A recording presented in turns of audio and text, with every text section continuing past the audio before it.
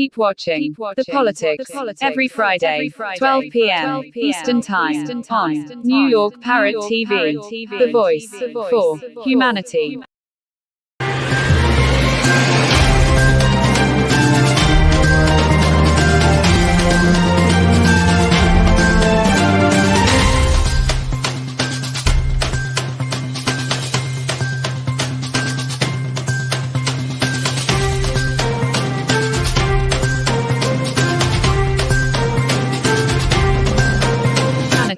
Keep watching The Politics every Friday, 12 p.m. Eastern Time on New York Parrot TV, the voice for humanity.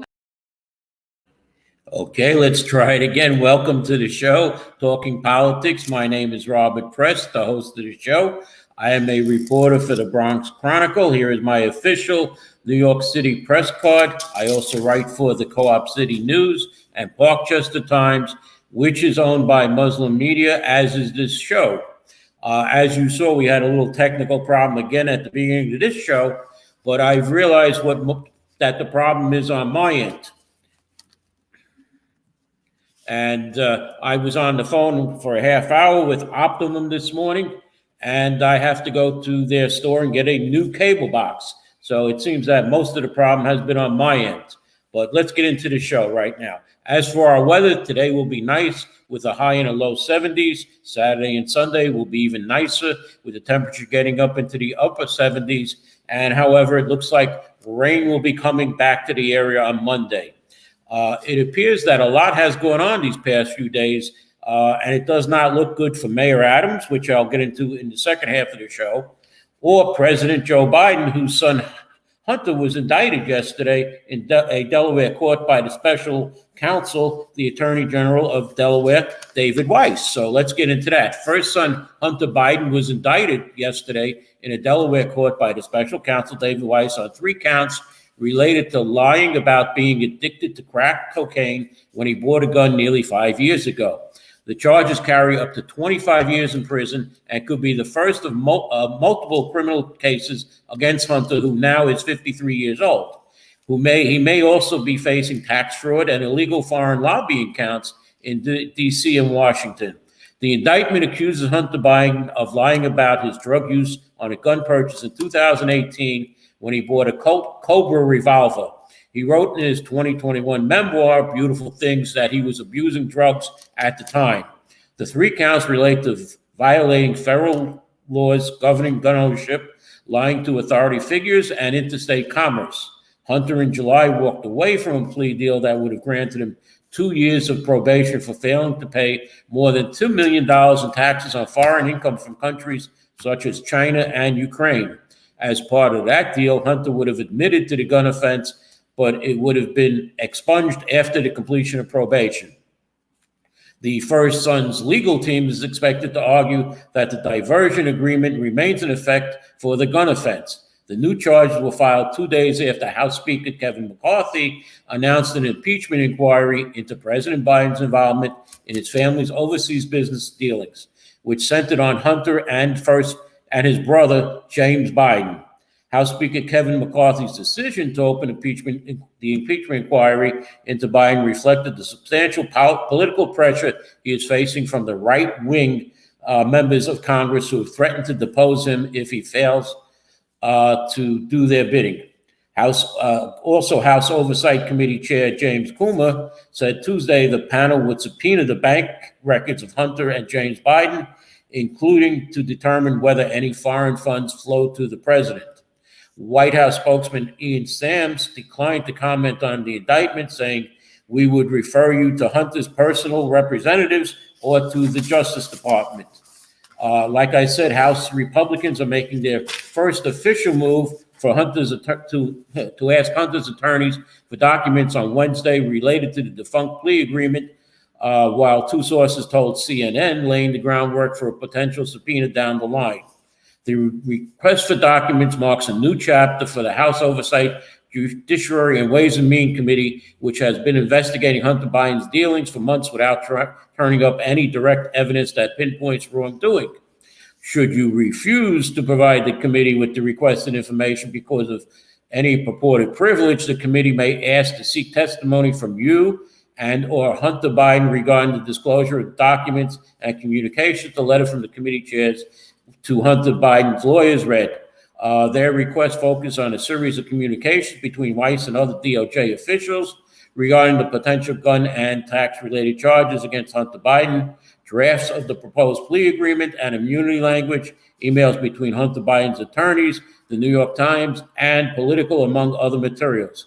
The House committee has given Hunter Biden's attorneys until September 20th to respond. Meanwhile, First Lady Jill Biden tested positive for COVID last Monday evening and is currently experiencing only mild symptoms, according to the White House doctor. The First Lady, will remain at home while her communications director, Elizabeth Alexander, said in the statement she has been vaccinated and received boosters. So if she's been vaccinated and has received boosters, how did the First Lady get COVID-19? This apparently, though, is not the first time she's had it. This is her second COVID diagnosis. She first tested positive in August 2022, shortly after President Joe Biden tested positive for the virus. The president, who tested negative for COVID this time, took a solo trip back from D.C. to Delaware. The couple had been staying at their vacation home over the weekend, last weekend, after visiting Florida together to tour some of the damage in the wake of the hurricane that happened down there. However, if we look at President Biden's last press conference, I don't know if he pulled a Mitch McConnell at that press conference, which happened on Tuesday, but the press conference suddenly had to be ended as President Biden was losing a little bit in the press conference and not wanting to take any questions at all. So, it could be that maybe that disease is spreading throughout Washington, the freeze up that we don't know what we're doing. As far as the world goes, North Korean leader Kim Jong-un called his country's relationship with Russia his top priority and pledged full support to President Vladimir Putin and his government as the leaders met for the first time in years recently, this past week. In Libya, more than 5,000 people were killed after torrential rains caused two dams to burst near the coast city of Derna, destroying much of the city and carrying entire neighborhoods into the sea, local authorities said. Now, let's get to those 5 Memphis police officers who were charged with federal rights conspiracy and obstruction violations in connection with the death of Tyree Nichols. While a federal grand jury in Memphis, Tennessee, returned an indictment charging 5 former Memphis police officers, MPD detectives, with federal civil rights conspiracy and obstruction offenses resulting in the death of Tyree Nichols on January 7th. According to the 4-count indictment, all 5 defendants, and I won't name the police officers, willfully deprived Nichols of his constitutional rights. The first count of the indictment alleges that the defendants aided and abetted one another, violating Nichols' rights to free speech from the use of unreasonable force by a police officer by assaulting him and failing to intervene in the unlawful assault. Count 1 also alleges this assault resulted in bodily injury and the death of Nichols. Count 2 of the indictment alleges all 5 defendants violated Nichols' right to be free from law enforcement officers' deliberate indifference to his serious medical needs. Specifically, it says that even though the defendants knew Nichols had a serious medical need, they willfully disregarded that by failing to render medical aid and failing to advise the MPD, dispatcher, Memphis Police Department, and emergency medical personnel of the circumstances surrounding Nichols' special needs. Count 2 also alleges this offense resulted in the injury and death of Nichols. Count 3 also alleges that they covered up their unlawful force by omitting materials in their report. Specifically, the indictment outlines overt acts by the defendants committed in furtherance of the conspiracy, including, among other things, failing to tell the Memphis Police and Fire Department personnel that they had struck Nichols and that the defendants had discussed hitting Nichols with straight haymakers and taking turns hitting him further. The indictment alleges the defendants provided false and misleading information to the two Memphis Police Department officers tasked with the writing reports about Nichols' arrest. Finally, it alleges that the defendant submitted response to resist reports that contained false and misleading information and omitted the defendants had assaulted Nichols. Count 4 of the indictment alleges the defendants committed an obstruction offense by intentionally omitting material information, providing false and misleading information to the two MPD officers tasked with writing the reports about the arrest of Nichols. Counts 1 and 2 carry a maximum penalty of life in prison. Counts 3 and 4 carry a maximum penalty of 20 years in prison. These charges will be taken up in a federal court, and an indictment is merely an allegation. All defendants are presumed innocent until proven guilty beyond a reasonable doubt in a court of law. Now, here's something about a marijuana dispensary owner convicted of tax evasion and obstructing the IRS. Gee, here New York State is opening up all these marijuana dispensaries thinking that they're going to get all of this money from these guys. Well, here's a story about a Michigan marijuana dispensary owner. A federal court in Detroit found a Michigan man guilty of evading federal taxes, income taxes, and obstructing the IRS, among other charges. According to court documents and evidence presented at trial, Ryan Richmond of Bloomfield, owner and operator of the marijuana dispensary Relief Choices LLC in Warren, Michigan, from 2011 through 2014, Richmond had Relief Choices pay its operating expenses extensively in cash and routed customer credit card payments through an unrelated third-party bank account to conceal his true business gross receipts. In 2015 and 2016, Richmond obstructed the IRS by misleading investigators and particularly an IRS auditor examining his individual account income taxes and about his knowledge of roll-in and profits derived from the Relief Choices operation. Richmond caused a tax loss to the IRS of more than $1.15 million. Richmond is scheduled to be sentenced on December 13th. He faces a statutory maximum penalty of 5 years in prison for each count of tax evasion, 3 years in prison for obstructing the IRS, 1 year in prison for the willful failure to file a tax return count. He also faces a period of supervised release, restitution of the monetary penalties. Federal district court will determine any sentence after considering the U.S. sentencing guidelines and other statutory factors. Now, I wonder if this can happen in New York, since it's going to be a cash business. Are we going to have, well, let's put the money in a drawer here, we'll count it later, and oh, well, we didn't make that much to the state. We only made $10,000 instead of $50,000 because the other $40,000 are in a little box over there that we're not reporting to you. Okay? Yeah, they're really going to be on top of it here in New York State, just like everything else. You know, you have people driving without licenses, without insurance. Yeah, so New York State is really going to be on top of getting all their tax money from these marijuana dispensaries. I'll bet you 10 to 1 they don't. Okay. There was a police shooting in the Bronx on September 9th, and New York's Attorney General's Office of Special Investigation has opened an investigation into the death of a civilian who died that night following an encounter with the members of the New York City Police Department here in the Bronx. On the afternoon of September 19th, two NYPD officers responded to a convenience store located on East Tremont Avenue in Throgs Neck. Shortly after officers arrived, they encountered an individual who allegedly advanced towards one of them with a knife, and the officer fired his service weapon in response. The individual was taken to a local hospital where he was pronounced dead. Officers recovered knives at the scene.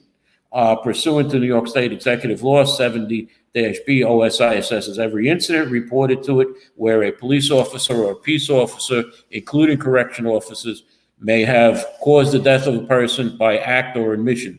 Under the law, the officer may be on duty or off duty, and the decedent may be armed or unarmed. Also, the decedent may or may not be in custody or incarcerated. If OSI's assessment indicates an officer may have caused the death, OSI proceeds to conduct a full investigation of this incident.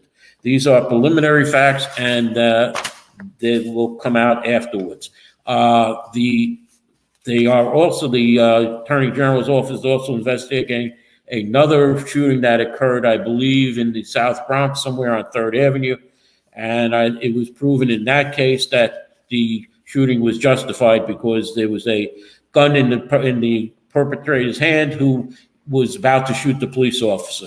So let's stop right here and go to a commercial right now. And I'll be back with more, including the Eric Ulrich indictment and what it may be doing to Mayor Adams. Let's go to a commercial.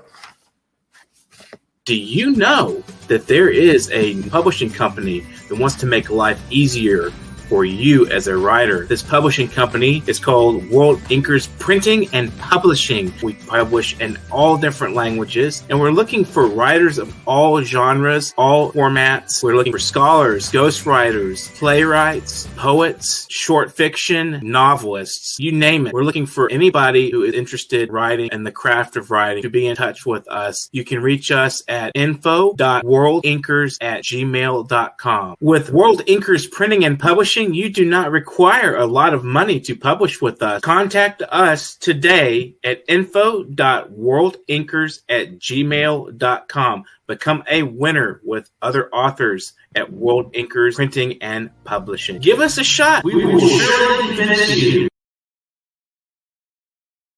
Okay, welcome back to the show. Before I get into the Eric Ulrich indictment, I must note that I remember reading about a year ago that there was a statement, I don't know if it was from Mayor Adams himself or from his office, to Eric Ulrich, be careful what you say on your phone. And this indictment will read into that because over the past 2 years, the New York City County District Attorney's Office, that's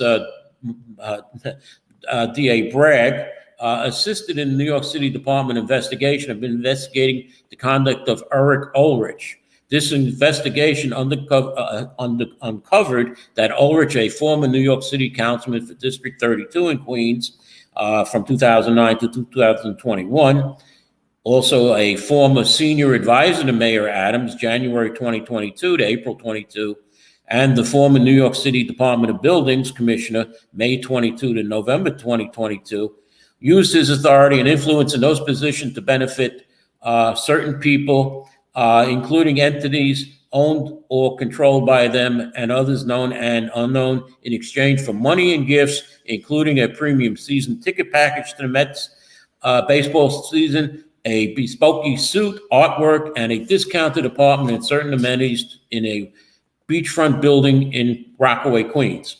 Ulrich was intercepted between November 2021, November 2022, on almost a daily basis, engaging in conduct anti-ethical to his oath in office. Ulrich regularly offered to use and used his authority to act as senior city officials to benefit his co-conspirators and himself. Tellingly, Ulrich's alleged graft was not limited by type of government services performed, upon whom it was confirmed, or how Ulrich was paid. The charged conduct, which spans 5 indictments, involves promises to perform services ranging from expedited inspections to contract steering. 4 different conspiracies and 5 co-conspirators are being promised such services. Payments to Ulrich in cash, artwork, the clothing, premium Mets season ticket package, and discounted real estate. In total, Ulrich received more than $150,000 in benefits related to the bribery schemes. Now, here we go. Indictment 73765/23. Since at least 2017, Ulrich, while in public office, solicited and received tens of thousands of dollars from multiple sources, including these 5 co-conspirators. Ulrich used that money, among other things, to fund his gambling at public casinos, as well as private illegal gambling clubs, an illegal gambling club located at 89-02 101st Avenue, Ozone Park, New York, called the 89th Street Cafe, which is owned and operated by one of the co-conspirators. Ulrich omitted the additional income from his annual financial disclosures, which he was required to file with the New York City Conflicts of Interest Board pursuant to city law. Ulrich is now charged with 5 counts of offering a false instrument for filing in the first degree in violation of the New York State Penal Law 175.35 relating to those material omissions from his COIB financial disclosure forms for calendar years 2017 through 2021. Indictment 73767/23. This indictment charges Ulrich and four of the five co-conspirators with conspiring with one another and others known and unknown to use Ulrich's authority and his government positions to benefit three of his co-conspirators in exchange for money and gifts they gave Ulrich. As part of this conspiracy, Ulrich provided his co-conspirators access to high-ranking New York City government officials by inviting three of them to exclusive events and dinners to demonstrate to them that he could deliver on promises he had made. These promises, among other things, included delaying and amending the bidding process related to the New York City commercial waste zone, resolving licensing issues with the Department of Consumer and Workers Protection on behalf of Mike's Heavy Duty Towing Incorporation, a company controlled by one of the defendants. Now, it's interesting that the Department of Consumer and Workers Protection comes up because that is City Councilwoman Marjorie Velazquez's committee that she chairs. And whether she was involved in this or not, because council members are always friends with each other, including former council members. So I will have to ask Councilwoman Velazquez next time I see her if she was involved in this, and I know what she's going to say. No comment or don't bother me. But let's continue.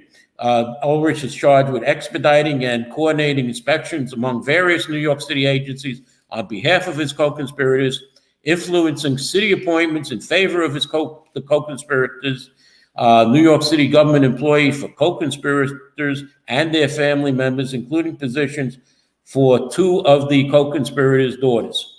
Indictment 73769/23. This indictment charges Ulrich and the developer with conspiring with one another and others known and unknown to use Ulrich's authority in his government position to help this developer and his company, the Marcal Group, with their development projects in exchange for the developer giving Ulrich a discounted beachfront apartment and other benefits in one of the developer's buildings. As part of the conspiracy, Ulrich agreed to use his apparent authority as senior advisor to the mayor to attempt to influence the Department of City Planning to advance a beachfront development project at 155 Beach 115th Street in Rockaway Park, New York. The developer submitted an updated proposal for the property to the Department of City Planning Director in February 2022, shortly after both Ulrich and the director joined the Adams administration. In March 2022, the developer was still in negotiation with City Planning. Ulrich told the developer in some substances that he needed to find a place to live, and the developer agreed to figure something out. Ultimately, the developer offered Ulrich an apartment and beachfront property in Rockaway Park. The deal offered Ulrich an apartment there at a discounted rate of $2,000 per month for a two-bedroom, partially furnished apartment, the lowest in the building at the time.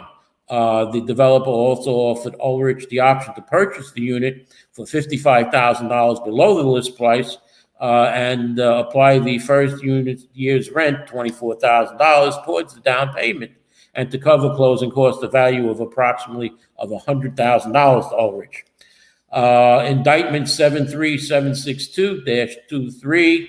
This indictment charges Ulrich and one other person in one of the co-conspirators, a DOB filing representative, with conspiring with each other and known and unknown to use Ulrich's authority and his government position to benefit this person's clients who have business before the Department of Buildings in exchange for money and gifts from this person, including a bespoke suit and artwork. Ulrich and this person are also charged with crimes of bribery, receiving bribery, respectively, as outlined in the indictment, the full 10-page indictment.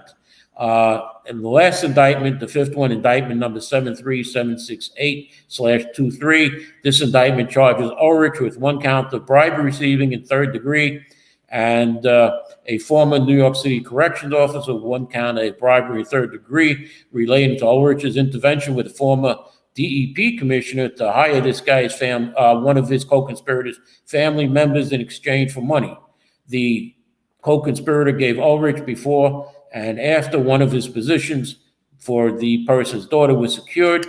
from 2021 to 2022. This co-conspirator paid Ulrich at least $3,650, including a payment of $400 on February 23rd, 2022. The same day, Ulrich informed this co-conspirator that his nephew was hired. The 5 indictments run from 10 to 13 pages each. It would take me over an hour to read all of them. So let me just get on to a couple other things. As far as the first day of school, Mayor Adams came to PS 121 in the Allerton section of the Bronx to welcome back students and staff. With him was Mayor Chancellor David Banks, UFT President Mulgrew, the borough president, State Senator Bailey, Assemblyman Benedetto, and the local councilwoman. While the school is in Assemblyman John Sakara Jr.'s district, the good father that he is was taking his 3 children to 2 different schools when I asked him why he wasn't there. There are 4 things to watch, though, heading into this new school year. I know I was on the Chancellor's Parent Advisory Council. There were 1.2 million school children. There are now only 900,000 school children in the public schools, but that is not because of charter schools.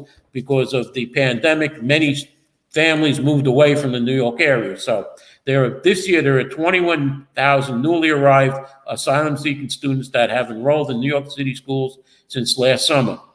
There are reading changes to the reading curriculum, and Mayor Adams and School Chancellor Banks says it is no reason then why that the students constantly are unable to read. More than half of the students are not reading at grade level, it was said by the mayor, and this is something that they have a new plan to do that. Also, there is the end of the pandemic relief funds. One of the big questions this year is pegged that the $7 billion in federal COVID-19 relief funds that New York City schools received during the pandemic to help the school system recover. While the funds were instrumental to the reopening of schools, city officials also used much of that one-time relief funding to expand their Kickstart popular program, and these funds are now running out. Also, though, the 4th one was the impending bus strike, which has been averted for the time being, but it is not to say that the bus drivers will wildcat and go out on strike one day. As far as the immigrant crisis, Mayor Adams says he sees no end to the immigrant crisis, that it may destroy the city. It will be a $12 billion deficit by fiscal year 2025 due to the continued influx of migrants. There are about 2,000 migrants coming every month, Mayor Adams says, and that he will have to cut services. He's already asked for a cut of 5%, and he is now saying that by fiscal year 2025, he may have to cut 15% total from the budget. All right. He's announced that there is a 3-week sprint to identify asylum seekers in the city's care who are currently eligible to apply for work authorization, using his staff at emergency sites, the nearly 40,000 asylum seekers over the age of 18 in the city's cares, and 10,000 adult asylum seekers in care to see if they are eligible to work legally in the United States. However, there's a problem of getting them their official federal work permits. It's also been reported that the Biden administration has suggested the solution to New York City's migrant crisis is eliminating the city's right to shelter, according to city and state officials and business leaders who have been involved in discussions with the White House. Then again, there is the ongoing name-calling between Mayor Adams and Curtis Sliwa, and Sliwa says he will be challenging the swagger man in 2025, the next mayoral election. They quipped on August 29th at City Hall when asked during a press conference, Curtis Sliwa, who is that, about his former mayoral appointment? Anytime you start out with the question with the name Curtis Sliwa, that itself states it would be a disservice to me in New Yorkers to even respond. Adams said, if you look in the dictionary, the word buffoon, tell me what picture comes up. Sliwa, the Guardian Agents founder, fired back at Adams. I have always said that he is swagger man without a plan. The Republican Sliwa pointed out that he plans to challenge Adams again in 2025.